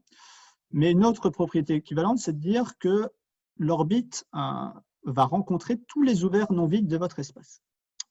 Et ça, ça peut se reformuler assez facilement dans le cas des réels ou du cercle. Donc, l'idée d'avoir une orbite dense, elle est là pour combler le vide qu'a laissé les points générant l'espace. On sait que comme notre ensemble est non dénombrable, c'est impossible de visiter tous les points. On peut se demander, est-ce que c'est possible, malgré tout, de visiter tous les recoins de l'espace? Dans quel sens? Eh bien, imaginez que votre système, l'ensemble de vos états, c'est 0,1. On peut se demander, est-ce qu'il existe un x tel que, à un moment, c'est-à-dire pour une certaine itérée, fn de x sera dans l'intervalle AB, et ce, quel que soit AB. Donc, quel que soit l'intervalle que vous preniez dans 0,1, qui n'est pas réduit à un seul point, et qui n'est pas vide, est-ce qu'à un moment donné, votre orbite va rentrer dans cet intervalle? C'est quelque chose de très fort et quelque chose qui n'est certainement pas vérifié par les exemples que l'on a vus précédemment. Précédemment, on a vu que les comportements étaient quand même très simples. C'était soit on convergeait vers un point, soit vers plus l'infini, soit vers moins l'infini, soit on était périodique. Ça, clairement, ce ne seront pas des orbites denses. Les orbites ne vont pas visiter tous les petits intervalles de l'axe réel que vous pourriez prendre. Donc là, on est en train de parler d'un point, il faut s'imaginer un point qui va visiter tous les recoins de l'espace. Si vous imaginez quelque chose dans R2 ou vraiment dans l'espace, dans R3, vous imaginez que vous allez prendre des points qui vont représenter l'orbite d'un état initial et que, quelle que soit la petite région de l'espace que vous allez considérer, à un moment donné, votre orbite doit visiter cette petite région de l'espace. C'est ce sens-là que je veux que vous ayez en tête lorsque je parlerai d'orbite dense. Et donc, formellement, pour l'intervalle 0,1, c'est de dire que quel que soit l'intervalle ouvert dans 0,1, à un moment donné, mon orbite va rentrer dedans. Ou, quand je parlerai du cercle unité, c'est l'idée que quel que soit le petit arc de cercle que vous allez prendre sur le cercle unité, à un moment donné, votre orbite va rentrer dedans. Donc, orbite dense, pourquoi? Je répète, on n'est pas capable de visiter tous les points, problème de cardinalité de l'ensemble. Est-ce qu'on est quand même capable de visiter tous les ouverts non vides de l'espace, autrement dit tous les intervalles ouverts non vides, ou tous les arcs non vides? Alors comme ça, vous pourriez vous dire, un tel comportement pour un système dynamique, la définition de la fonction f doit être sacrément compliquée, et le but de ce qui va suivre, ça va être de vous montrer que non. En fait, il y a des systèmes très simples, en tout cas des fonctions f très simples à définir, qui vont entraîner des comportements très compliqués pour leur orbite, du type avoir une orbite dense. Donc, ce que je vous propose en cette période de confinement, c'est un petit tour du monde avec un système très simple, en tout cas en ce qui concerne sa définition. Mon ensemble X, c'est le cercle unité. Et qu'est-ce que je vais faire sur ce cercle unité? Quelle sera ma fonction f, que j'ai notée ici R alpha? Eh bien, c'est tout simplement une rotation. Okay. Donc, vous prenez un point, l'état suivant sera donné par là où vous arrivez après une rotation d'angle alpha. Forcément, si vous l'appliquez 2 fois, vous aurez fait une rotation d'angle 2 alpha, puis vous ferez 3 alpha, 4 alpha, 5 alpha, 6 alpha, 7 alpha. À un moment donné, à part si le alpha est nul, forcément, vous aurez fait un tour complet et vous continuerez à visiter des points sur le cercle, ainsi de suite, en continuant à faire des rotations d'angle alpha. Qu'est-ce qui peut se passer? Donc là, en fait, notez que je vous ai défini une infinité de systèmes, puisqu'à chaque fois que je fixe alpha, j'ai un nouveau système dynamique. Donc la question est, étant donné alpha fixé, qu'est-ce que je peux dire sur le comportement de mes orbites? Bon, il y a un cas très simple. Imaginez que votre rotation, ça soit une rotation de 90 degrés. Eh bien, si je commence ici, un état après, je suis là, l'état suivant est là, le troisième état est là, et finalement, je reviens ici. D'accord? Donc, si j'ai une rotation de 90 degrés, je remarque que ce point est périodique de période 4. Je pense que vous êtes relativement convaincu que peu importe le point où j'aurais démarré sur le cercle, j'aurais été périodique de période 4. Donc, pour une rotation d'angle de 90 degrés, tous les points sont périodiques et ils ont tous la même période, une période 4. Alors, on peut généraliser un petit peu ce qui se passe pour 90 degrés. Si j'avais pris 30 degrés, ça aurait été la même chose. J'aurais juste eu une période de 12 au lieu d'une période de 4. Pareil, si j'avais fait une rotation d'1 degré, j'aurais une période de 360. Et en fait, beaucoup plus généralement, si vous avez une rotation d'un angle rationnel, donc un quotient de nombre entier en degrés, eh bien, vous pouvez en déduire que tous les points seront périodiques pour la simple et bonne raison que si vous appliquez votre rotation alpha 360 fois Q fois, où le Q, c'est ce que vous aviez au dénominateur lorsque vous écrivez alpha comme une fraction, un rapport de nombre entier, d'accord, pour peu que le Q soit positif, ça, c'est un multiple de 360 degrés. Et donc, en prenant l'itéré R alpha 360 fois Q, alors c'est un multiple de 360 parce que ça vous donne P fois 360 et P est entier. Donc, vous avez R alpha 360Q de X, et ça, eh bien, ça vous donne X, puisque vous avez fait une rotation d'un multiple de 360 degrés, donc vous avez fait un nombre entier de tours. Peu importe le point de départ, vous revenez sur lui-même, et donc, tout point est périodique. D'accord? Bon, alors, il faudrait se permettre un plus ou moins ici, en fait, pour être complètement correct, dans le cas où alpha était négatif. Okay. Donc, tout point est périodique. C'est ce qui se passe quand l'angle est rationnel. Alors, si vous présentez ça à un mathématicien, il aura vite fait de vous poser la question, qu'est-ce qui se passe si l'angle n'est pas rationnel? Bon, et là, vous êtes beaucoup moins heureux, parce que ça paraît quand même beaucoup plus difficile de faire une rotation d'un angle irrationnel de degrés et d'essayer de deviner ce que ça va faire. Eh bien, en fait, pas tant que ça. En fait, il faut y aller pas à pas. La première chose qu'il faut se dire, c'est que si votre angle est irrationnel, vous prenez un point de départ, je commence ici, et vous regardez l'orbite, donc vous faites des rotations d'angle alpha, qui est cette fois-ci irrationnel. La première chose dont vous devez vous convaincre, c'est que vous ne visiterez jamais deux fois le même point. Pourquoi vous n'allez jamais visiter deux fois le même point? Eh bien, parce que si vous visitez deux fois le même point, ça veut dire que vous avez une telle égalité. Si vous l'appliquez n fois, ça vous emmène sur le même point que si vous l'appliquez m fois. Bon, mais si vous retombez sur le même point, ça veut dire qu'entre les deux, il y a un multiple entier de 360 degrés en ce qui concerne la rotation. Donc là, vous aviez fait une rotation d'angle n fois alpha, ici d'angle m fois alpha. Et ce que vous dit cette égalité, c'est qu'entre les deux, il y a une différence d'un nombre entier fois 360 degrés. D'accord? Donc ici, le cas est entier. Bon, n'oublions pas que le alpha est irrationnel. Ça serait écrit alpha fois n moins m égale 360K. 360K, c'est entier. Vous avez qu'un multiple de alpha est un nombre entier. Alpha étant irrationnel, ça n'arrive que si le multiple de alpha, c'était 0. Autrement dit, là, le multiple de alpha, enfin, ce qui multiplie alpha, c'était n moins m, si je fais tout passer à gauche. Et donc, ça veut dire que n moins m vaut 0, autrement dit que n égale m.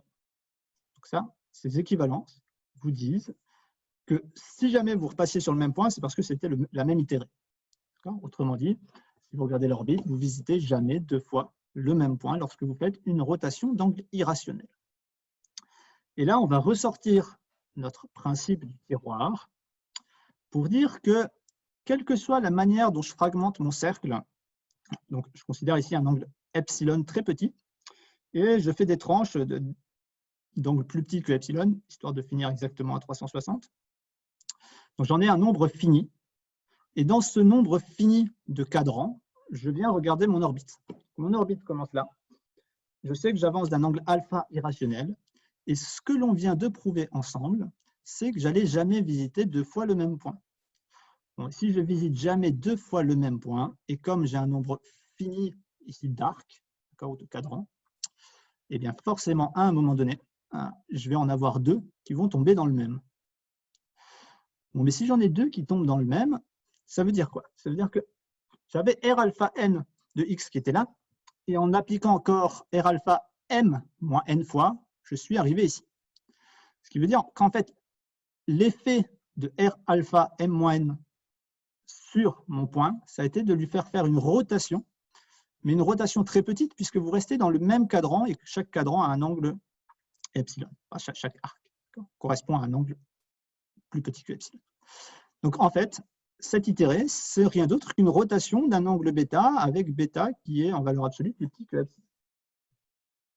Et ça vous dit que si vous appliquez maintenant, vous ne regardez pas l'orbite en entier, mais vous regardez que les multiples de m-n, donc vous appliquez R alpha m-n, ce sont des éléments de votre orbite, eh bien vous allez avancer de pas bêta en bêta, et comme bêta est plus petit que epsilon, ça vous dit que vous allez visiter tous les arcs qui correspondent à un angle plus grand que epsilon, puisque vous avancez que par des angles qui sont, eux, plus petits que epsilon.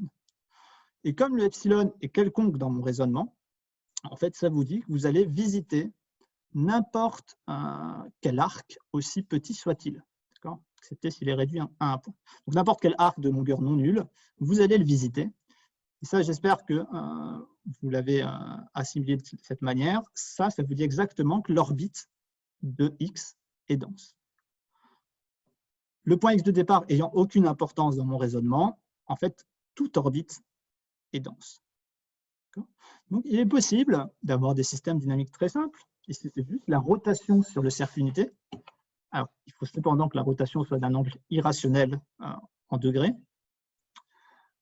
Eh bien, vous avez un système où tous les états vont visiter n'importe quel recoin de votre cercle, c'est-à-dire n'importe quel arc aussi petit que vous voulez, de longueur strictement positive, de votre cercle. Bon, là, on a vu deux types de comportements. On a vu des systèmes où tous les points étaient périodiques, c'était la rotation d'angle rationnel. On a vu d'autres systèmes où tous les points avaient une orbite dense.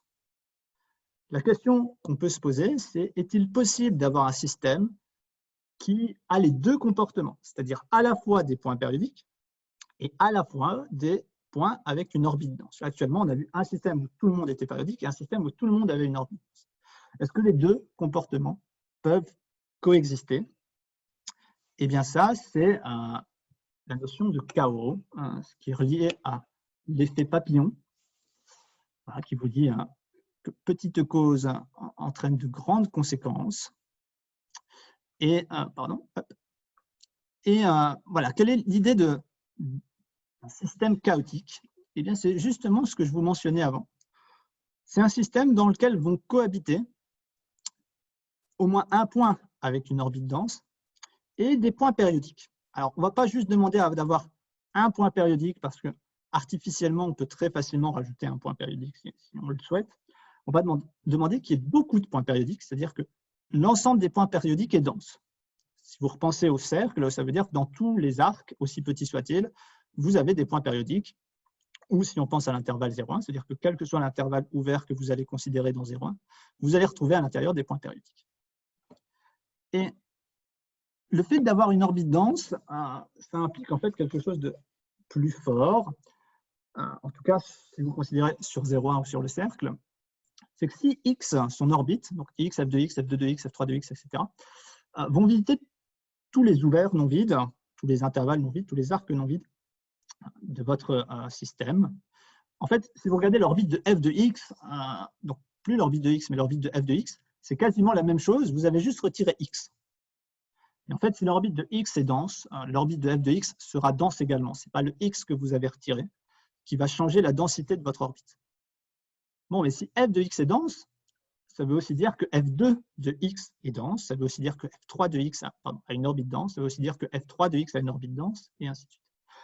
En fait, ce que je suis en train de vous dire, c'est que si vous avez un point avec une orbite dense, comme tous les points de son orbite auront une orbite dense, ça veut dire que vous avez un ensemble dense de points avec une orbite dense.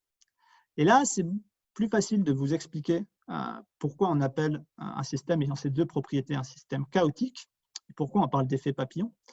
L'idée de l'effet papillon, c'est quoi? C'est que vous avez une petite perturbation sur l'état initial de votre système, et ça va avoir de grandes conséquences sur le comportement des orbites de votre système si vous démarrez en cet état initial que vous avez un peu perturbé. Et là, ce que vous dit ces deux propriétés, c'est qu'à l'intérieur, disons sur 0,1, qu'à l'intérieur de tout intervalle ouvert, vous avez à la fois des points périodiques et à la fois des points avec une orbite dense. Ce qui veut dire qu'une petite perturbation de votre état initial peut vous faire passer d'un point périodique, dont l'orbite sera un ensemble fini, relativement simple à étudier, à un point avec une orbite dense, c'est-à-dire un point dont l'orbite sera infinie et en plus qui va visiter n'importe quel recoin de votre espace. Donc c'est le fait d'avoir dans tout recoin de votre espace des points dont l'orbite a des comportements extrêmement différents qui fait que l'on donne à un tel système la propriété d'être chaotique. Et là, vous allez me dire, bon, déjà, avoir une orbite dense, ce n'était pas simple. Si en plus, je vais avoir un ensemble dense de points périodiques, là, cette fois-ci, je suis sûr que le système va être très compliqué. Et non, non, le système est simple. Ce n'est pas simple de montrer qu'il est chaotique, mais le système en lui-même est simple. Et ce système est celui-ci. Donc, vous prenez x qui est l'intervalle 0,1. Et la fonction f, qui est définie ici par morceau, c'est 2x si x est entre 0 et 1,5, et c'est 2 moins 2x si x est entre 1,5 et 1. Alors, vous remarquez que si vous prenez x qui vaut 1,5, en fait, les deux définitions vous donnent la même valeur.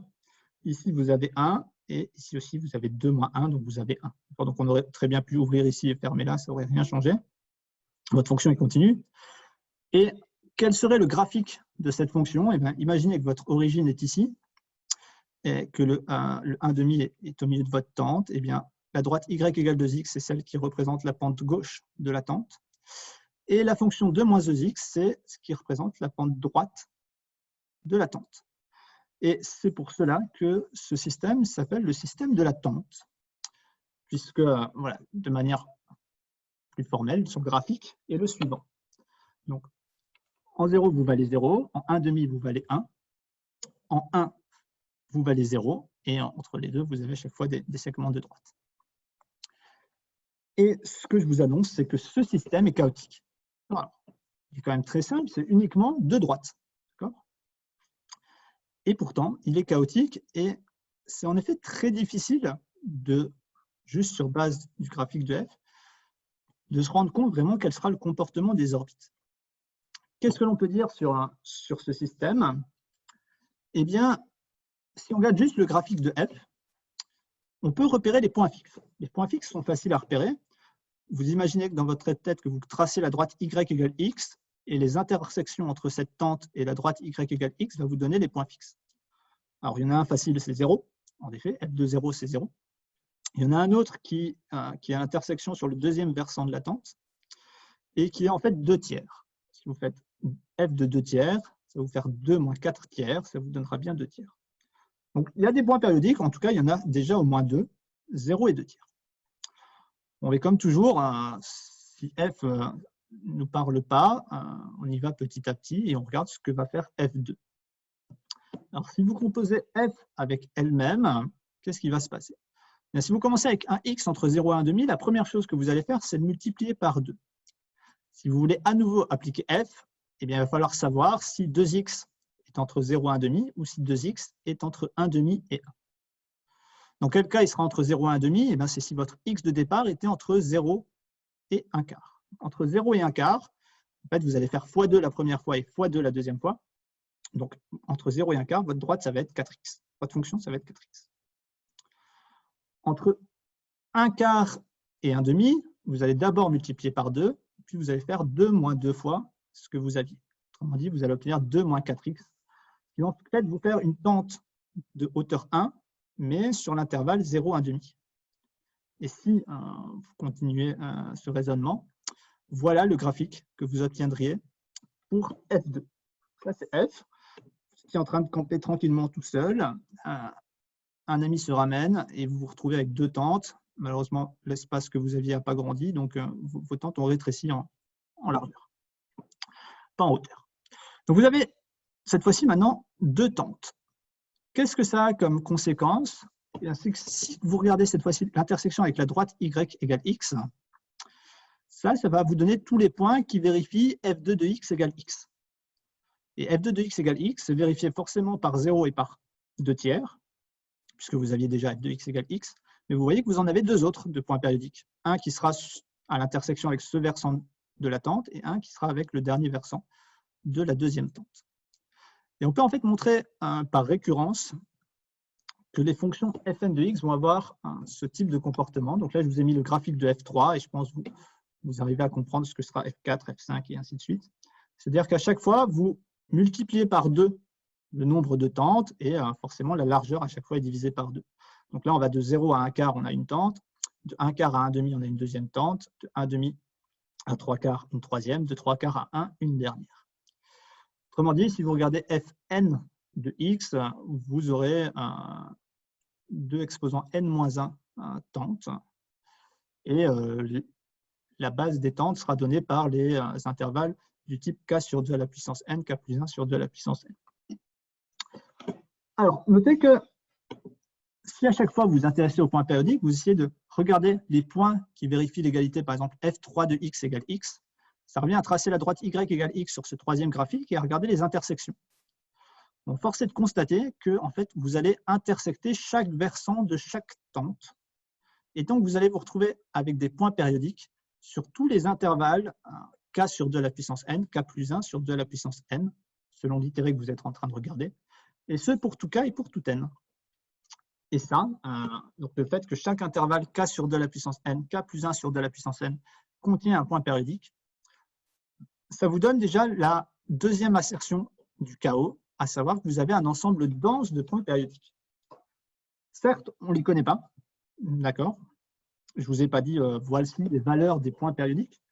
Je vous ai juste dit que dans chacun de ces intervalles, il en existait au moins un. Et ça me suffit pour avoir l'existence d'un ensemble dense de points périodiques. Vient maintenant la partie la plus difficile. Est-ce qu'il y a un point avec une orbite dense? Et ça, c'est très difficile, mais si on connaît un résultat qui s'appelle le théorème de transitivité de Birkhoff, et je n'ai pas résisté au fait de vous l'écrire proprement sur le slide suivant, vous pouvez déduire l'existence d'une orbite dense.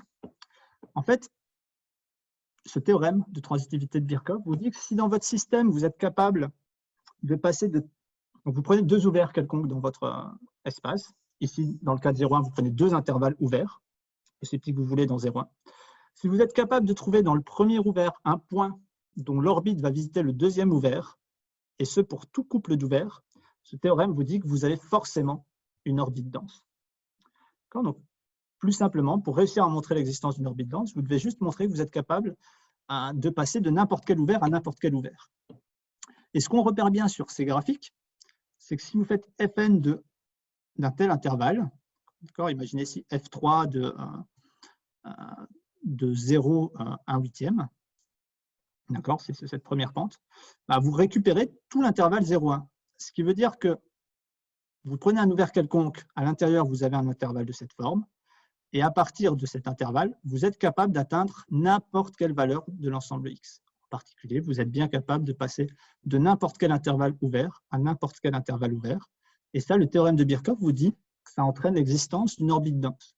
Néanmoins, je suis incapable de vous donner la valeur d'un X qui aurait une orbite dense. C'est uniquement un résultat d'existence. Et les cas où on est capable de donner la valeur d'un point ayant une orbite dense se comptent vraiment sur les doigts de la main, peu importe le système que vous envisagez. Donc, cette dernière assertion, elle est non triviale. Et c'est le théorème de Birkhoff qui repose sur le théorème de Baire, pour ceux à qui ça parle. Si ça ne vous parle pas, c'est pas grave. Vous ne m'écouterez pas sur le slide prochain si vous le souhaitez. Ça ne durera pas plus d'un slide et ce sera le dernier. Néanmoins, si voilà, vous acceptez tout ça, eh bien, on vient de montrer que ce système est chaotique. Ouais. Donc, la seule chose que je vais faire avant de clôturer cet exposé, c'est de vous énoncer proprement ce qui m'a permis de déduire l'existence d'une orbite dense. Voilà, si ça vous paraît complexe, c'est normal, c'est complexe. Mais voilà, je voulais finir par ce théorème qui est quand même clé dans l'étude des systèmes dynamiques. Voilà que vous voyez que les énoncés se corsent. D'accord. XF, quelles hypothèses on a sur X? Ça doit être un espace métrique complet, tout de suite de Cauchy converge, séparable. Vous avez un sous-ensemble dénombrable dense, sans point isolé. Dans tout voisinage d'un point, il y a un autre point.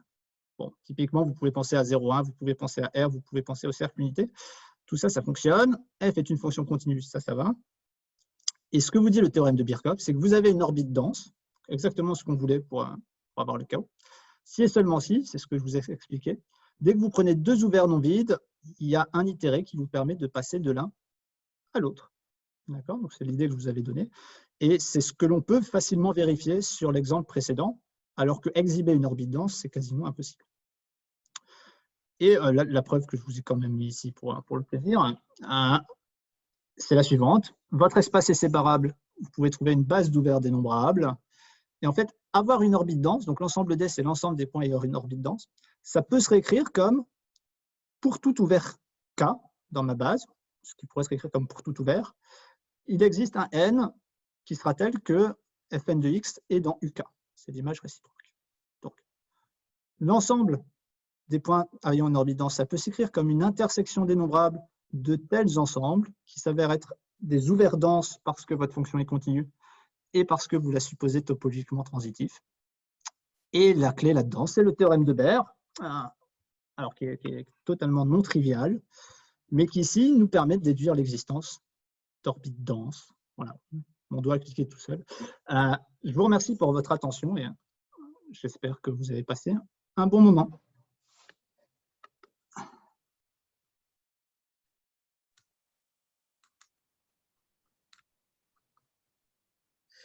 Merci à Quentin Menet pour cet exposé très clair et très didactique finalement.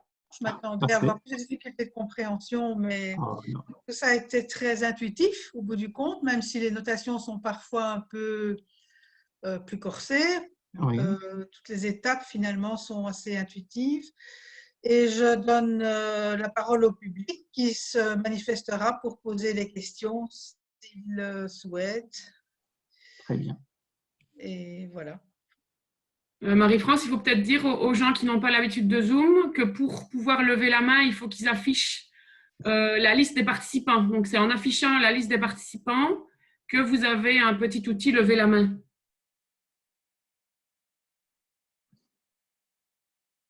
Que je ne vois pas d'ailleurs. Ah oui, oui, oui. Je pense que normalement, vous devez avoir le droit d'activer votre micro vous-même aussi, si vous préférez. Et je voulais activer ma caméra et je n'ai pas pu, en fait. À un moment donné. Quand j'ai repris la parole ici tout récemment, j'ai voulu… ah ben voilà, ouais, maintenant là c'est bon. Voilà, ben, tout à l'heure, ça n'a pas… Voilà, c'est pas grave. On n'a pas besoin de me voir pour autant. Voilà, donc qui souhaite poser une question? Pas tous en même temps? Alors, il y a quelqu'un qui a levé la main. Oui, il y a une question de François. Oui, vous m'entendez? Oui. Oui. Moi, j'avais une question. C'était donc là, on a vu des systèmes dynamiques. Est-ce que ça existe des systèmes dynamiques avec un effet mémoire? Je pense par exemple là, au tout début, quand vous avez présenté les systèmes qui étaient finis, vous avez dit que tous les systèmes finis étaient périodiques. Moi, j'ai naturellement pensé par exemple à la fonction qui permet de trouver la décimale suivante du nombre pi. Et si on prend cette fonction-là, en fait, on a quelque chose qui n'est pas périodique, enfin, en tout cas pas avec une période constante. Et je me suis dit en fait que c'est parce qu'il y avait un effet mémoire dans le système. Est-ce que ça existe? Alors,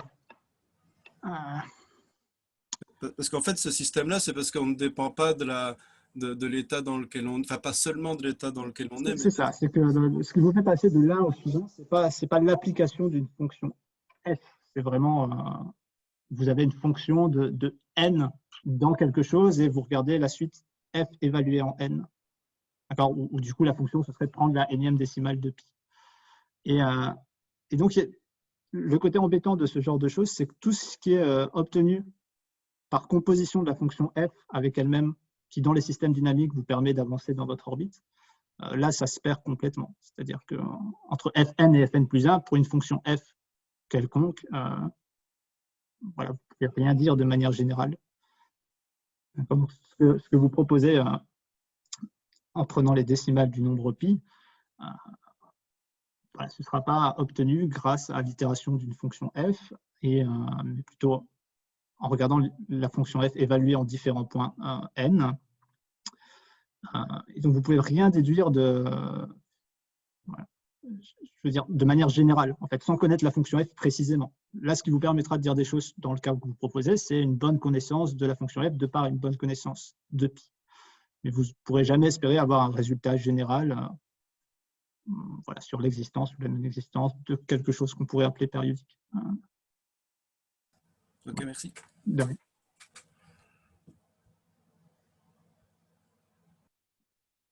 Autre question?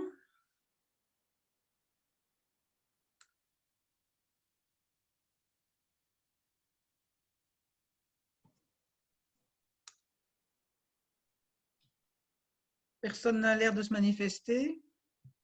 Moi, j'ai une question. Je crois que tu vois pas Ouais. les mains qui se lèvent. Non, en fait, je ne vois pas les mains qui se lèvent. Tu les vois où? À côté du nom des personnes. Ouais. Mais je ne sais pas si c'est une question pertinente, hein. Je me la suis posée au début d'exposer. Tu as parlé notamment, mais tu as dit que tu n'en parlais pas beaucoup, des attracteurs. Oui. 4-2-1 qui était attracteur. Oui. Et puis à ce moment, on avait un ensemble, voilà, il y en avait un seul, je pense. Est-ce qu'il y a des résultats sur le nom, la taille de l'ensemble attracteur? Alors, de manière générale, on peut tout imaginer, en fait. D'accord, tout est possible. Voilà, tout est possible. On pourrait en avoir 1, 2, 3. Enfin, en fait, la manière simple de se l'imaginer, si vous visualisez l'étape d'un état à l'autre, par exemple sur un graphe, c'est de se dire que vous avez une suite d'états qui avance, et puis à un moment donné, vous faites un cycle aussi grand que vous voulez parmi une autre famille d'états. Et forcément, ce cycle sera un attracteur global et il y a autant d'éléments que vous voulez mettre dedans. D'accord. Voilà. Merci. De rien.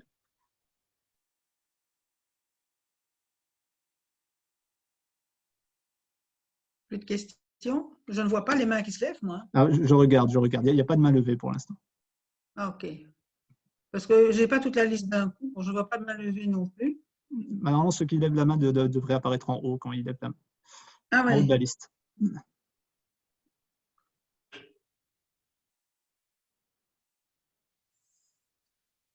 Bien, ben. Ah, il y a voilà, une main. Ah, cette fois-ci, j'ai vu la main. Très bien.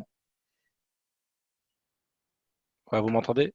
Oui. Oui, peut-être une question un peu simple, mais est-ce qu'il y a une notation différente quand on est dans un cas fini, infini, dénombrable ou non?